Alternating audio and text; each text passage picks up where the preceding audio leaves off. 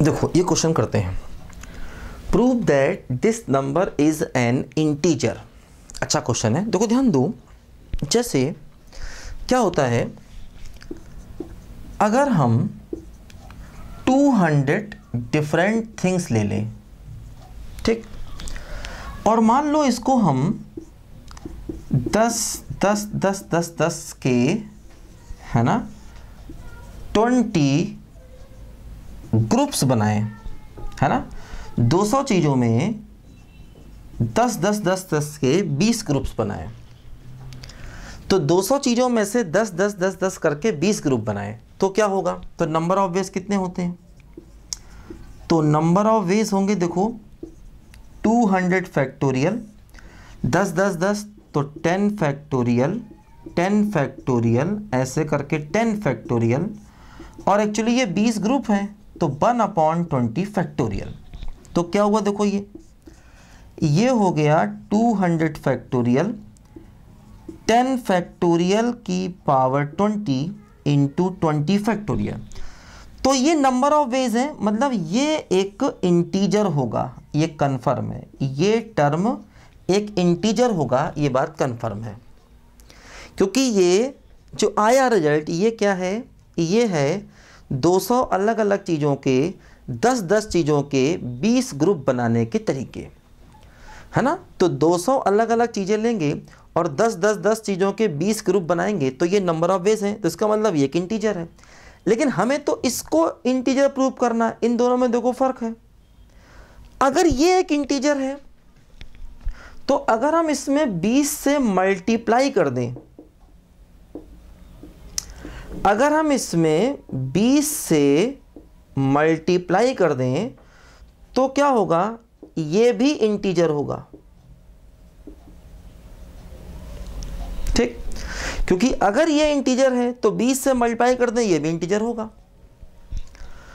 तो अब देखो ये इंटीजर है, अच्छा ये 20 फैक्टोरियल है और ये 20 है, तो ये कटेगा तो क्या बचेगा, देखो ये बचेगा 200 फैक्टोरियल 10 फैक्टोरियल की पावर 20, और देखो ये 20 फैक्टोरियल है, ये 20 है, तो जब ये कटेगा तो ये 19 फैक्टोरियल बचेगा। तो ये इंटीजर है और इसी की वैल्यू देखो ये हो गई, तो ये भी क्या हो गया, एक इंटीजर हो गया, ध्यान दो, है ना, ये भी एक इंटीजर हो गया इंटू 19 फैक्टोरियल, है ना, ये इंटीजर है और 20 से इसे काटेंगे तो क्या बचेगा, 19 फैक्टोरियल, तो ये भी क्या हो जाएगा, इंटीजर। यही हमको प्रूफ करना है कि ये टर्म एक इंटीजर है, क्योंकि जो ये है वही ये भी है। क्योंकि अगर ये इंटीजर है तो इसमें 20 से मल्टीप्लाई कर दोगे तो वो भी इंटीजर होगा, और 20 से मल्टीप्लाई किया तो ये कटेगा तो नीचे 19 फैक्टोरियल बच जाएगा, तो ये भी इंटीजर हो गया। यही हमको प्रूफ करना था। अच्छा क्वेश्चन है, ठीक है। तो ऐसा क्वेश्चन हालांकि हमने एक दो पहले भी किया था, लेकिन देखो फिर भी ये क्वेश्चन थोड़ा उससे अलग है, ठीक है। अब इस क्वेश्चन को देखते हैं, इसको लिखो जल्दी से, इसको लिखो फिर उसको देखते हैं।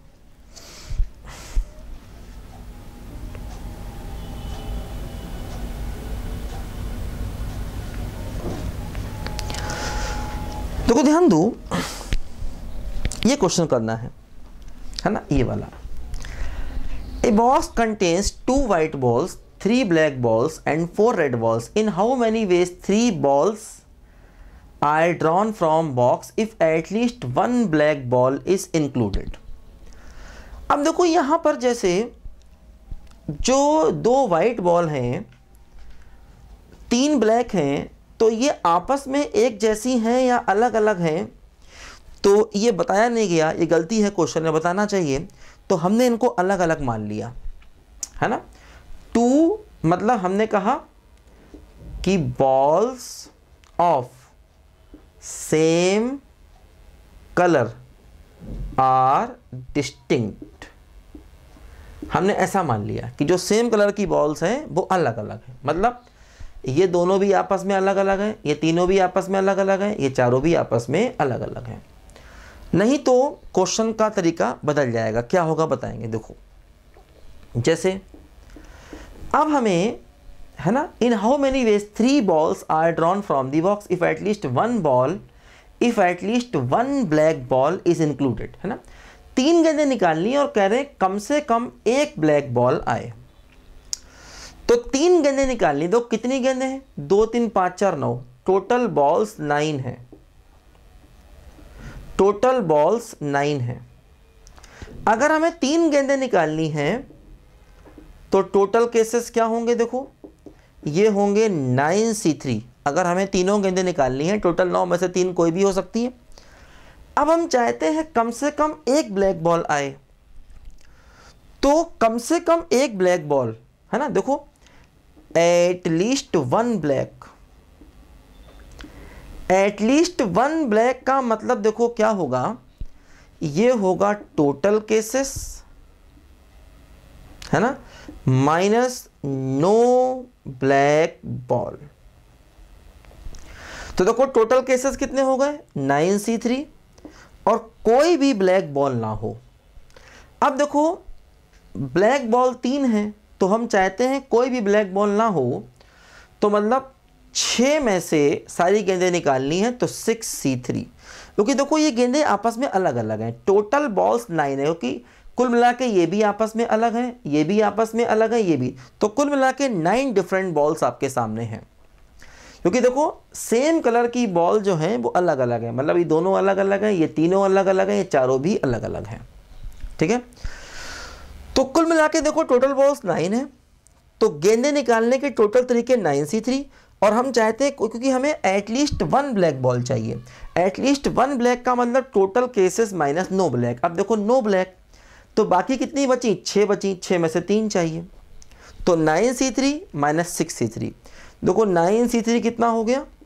9 factorial 3 factorial 6 factorial 6 factorial 3 factorial 3 factorial. देखो ये क्या बचेगा? ये बचेगा 9 × 8 × 7 अपॉन 3 × 2, और देखो ये बचेगा 6 × 5 × 4 अपॉन 3 फैक्टोरियल का मतलब हो गया 6 से 6 कटेगा, 2 से कटेगा 4 और ये कटेगा 3, तो क्या हुआ देखो 84 माइनस 20, तो फाइनली क्वेश्चन का आंसर कितना बनेगा? बोलो 64। ये क्वेश्चन का आंसर आ गया। अब देखो इसी में अगर मैं सवाल बदल दूं, इसको लिखो पहले जल्दी से। अगर मैं सवाल थोड़ा बदल दूं, मान लो मैं कह दूं कि same colour balls are identical, इसको लिखो पहले, इसको लिखो जल्दी से।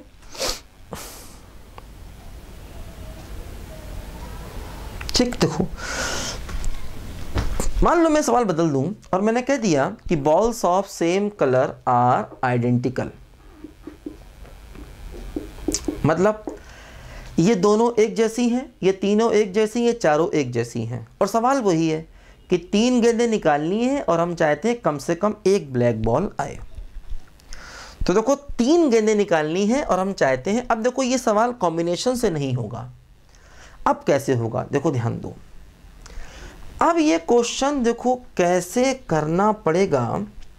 अब देखो समस्या ये है कि हमें 3 गेंदें चाहिए और कम से कम एक ब्लैक चाहिए। देखो ये दोनों वाइट एक जैसी हैं, ये तीनों ब्लैक एक जैसी हैं, और ये चारों रेड भी एक जैसी हैं, तो एटलीस्ट 1 ब्लैक चाहिए। देखो एटलीस्ट 1 ब्लैक, और टोटल गेंदें 3 निकालनी है।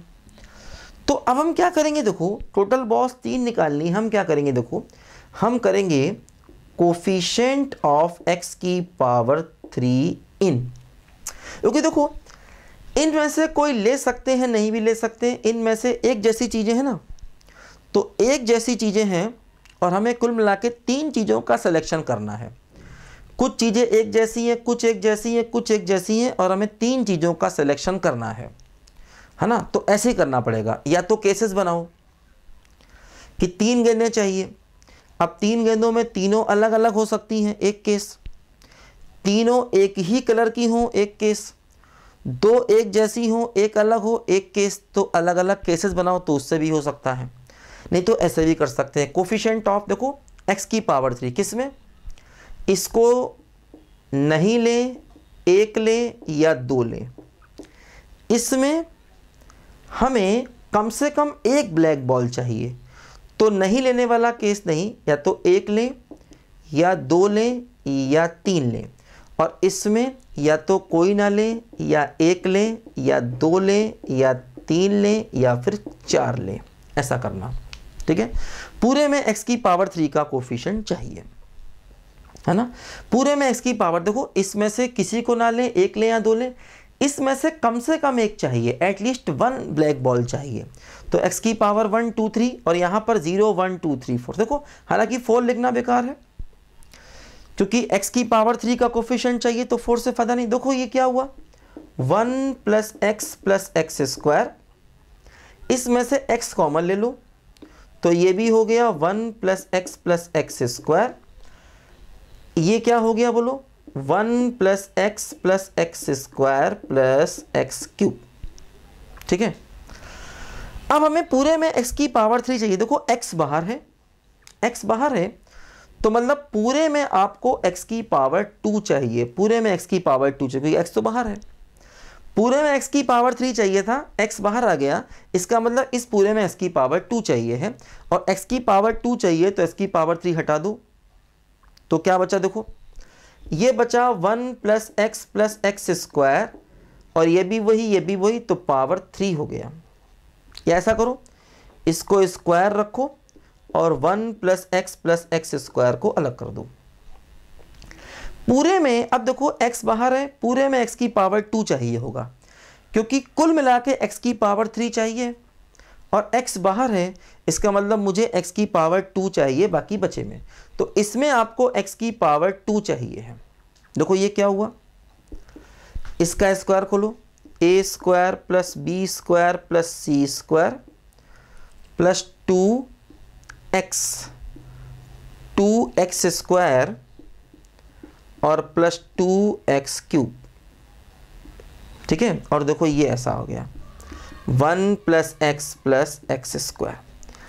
अब देखो इस पूरे में x की पावर 2 चाहिए है, तो x की पावर 3 बेकार है और x की पावर 4 बेकार है। देखो ये हो गया 1 + 2x + 3x स्क्वायर, है ना, और इंटू 1 + x स्क्वायर। अब हमें पूरे में x की पावर 2 चाहिए। देखो ये जब इससे मल्टीप्लाई होगा तो x की पावर 2 देगा, ये इससे मल्टीप्लाई होगा तो फिर x की पावर 2 देगा, और ये इससे मल्टीप्लाई होकर x की पावर 2 देगा, तो 6x स्क्वायर। तो x स्क्वायर का कोफिशिएंट 6 आ गया। यही हमारे क्वेश्चन का फाइनल आंसर आ गया 6, है ना, क्योंकि देखो x बाहर कॉमन आ गया, तो अब इस बाकी बचे में x की पावर 2 का कोफिशिएंट निकाल लो, क्योंकि अंदर से जो x की पावर 2 आएगा वो इससे मल्टीप्लाई होकर x की पावर 3 बना देगा, तो इसलिए इन बाकी बचे में से x स्क्वायर का कोफिशिएंट चाहिए था, तो वो हमने निकाल लिया। अब देखो यही सवाल हम केसेस बना के भी कर सकते हैं, ऐसे क्वेश्चन हमने पहले कई किए हैं। देखो फिर बता रहा हूँ कि बार बार प्रैक्टिस करोगे इन सवालों की तब होगा।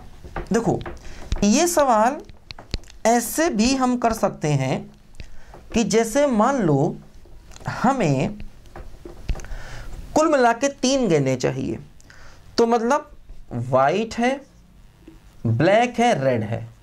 मान लो ये बॉल्स हैं x1 और मान लो ये है x2 और मान लो ये है x3। अब हमें तीनों का सम जो है वो 3 चाहिए, 3। मान लो हमने वाइट बॉल में से x1 बॉल ले ली, ब्लैक में से x2 ले ली और रेड में से x3 ले ली। ये नंबर ऑफ बॉल्स हैं, इतनी वाइट बॉल्स ले ली, इतनी ब्लैक ले ली, इतनी रेड ले ली, तो तीनों का सम 6 होना चाहिए। अब देखो जो x1 है ना वो 2 वाइट बॉल हैं, तो इसकी वैल्यू 0 से 2 जा सकती है।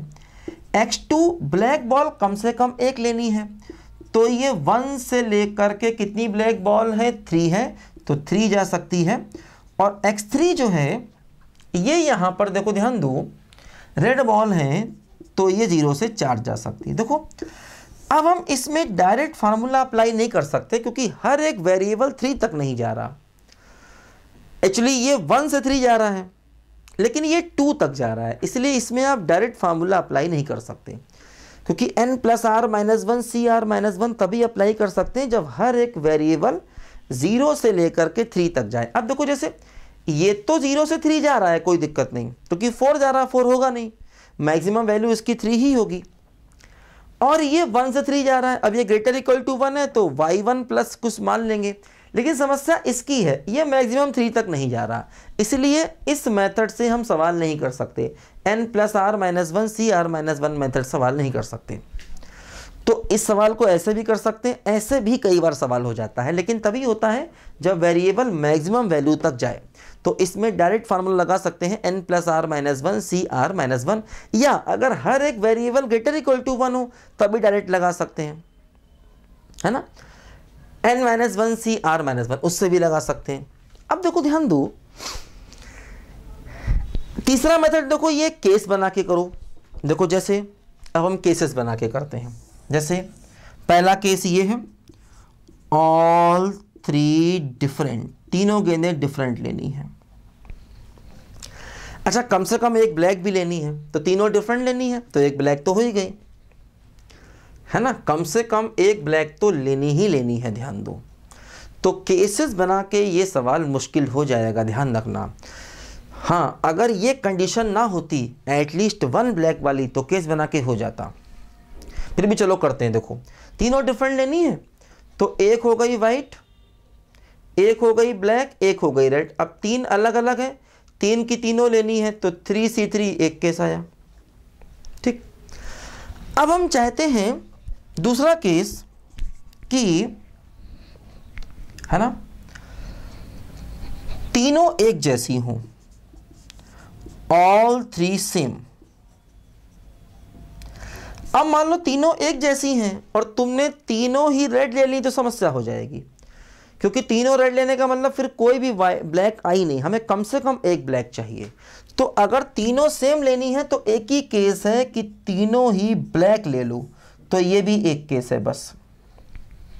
क्योंकि अगर तुमने तीनों रेड ले ली तो समस्या हो जाएगी, क्योंकि तीनों रेड हो गई इसका मतलब ब्लैक कोई हुई नहीं, और कम से कम एक ब्लैक लेनी है। 3 गेंदें लेनी है लेकिन एक ब्लैक लेनी है। जब यहां तुमने 3 ली तो एक ब्लैक देखो आ रही है, ठीक है। देखो दूसरा केस, तीसरा केस देखो ऐसा हो सकता है कि 2 सेम और 2 सेम। देखो तीसरा केस,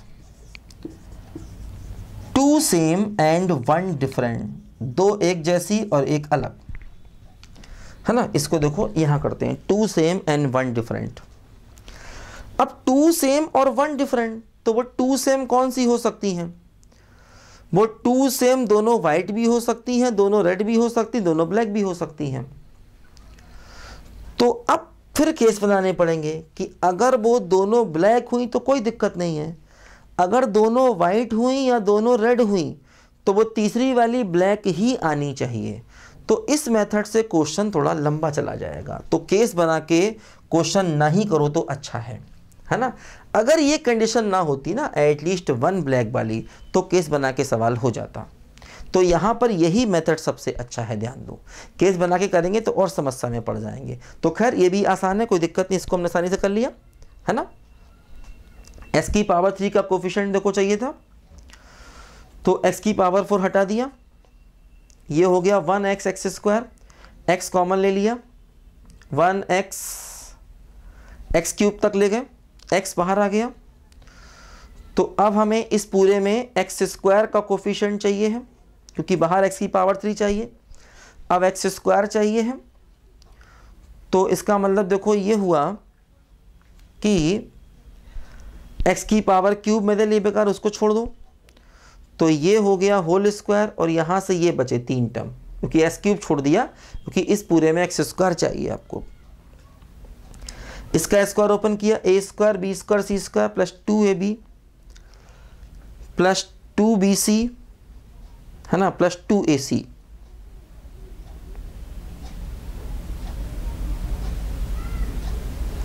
ठीक है, पूरे में अच्छा ये बाहर है, एक्स स्क्वायर चाहिए है, तो फिर एक्स क्यूब को छोड़ दिया, ये बन गया 1 plus 3x square plus 2x, और ये एज इट इज रहा। अब एक्स स्क्वायर इससे इससे मिलेगा, इससे इससे मिलेगा, और इससे इससे मिलेगा, है ना। तो 6x² हो गया, तो मेरा आंसर 6 आ गया, ठीक है ना। केस बना के सवाल मुश्किल हो जाएगा, ध्यान देना, क्योंकि बहुत सारी इफ एंड बट उसमें काम करेंगे, क्योंकि कम से कम एक ब्लैक वाली कंडीशन जो है, इसीलिए। तो ऐसे करना, हालांकि ये क्वेश्चन हम पहले भी कर चुके हैं, लेकिन जल्दी फिर भी दिमाग में नहीं आता क्वेश्चन कैसे किया जाए। तो बार बार प्रैक्टिस के बाद ही दिमाग में बैठता है कि कौन सा क्वेश्चन आखिर कैसे करना है, इसलिए बार बार प्रैक्टिस जरूरी है बेटा। लिखो बच्चे ध्यान से।